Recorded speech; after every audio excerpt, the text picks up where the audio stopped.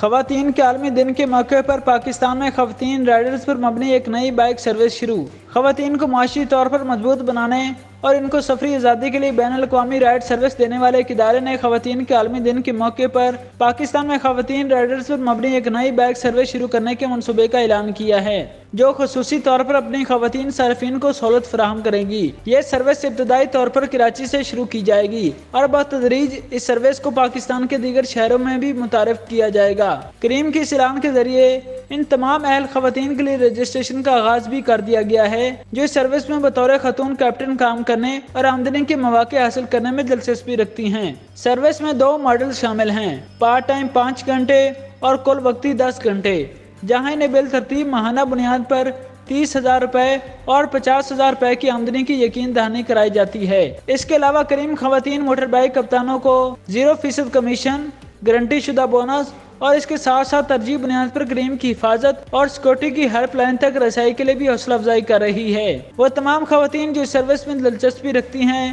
وہ DHA یا گلشن میں واقع کریم آپریٹنگ سینٹر پر جا سکتی ہیں یا پھر مزید تفصیلات کے لیے کریم کیپٹن کے نام سے فیس بک پیج ملاحظہ کیا جا سکتا ہے۔ موجودہ طور پر کریم کے پلیٹ فارم کے ذریعے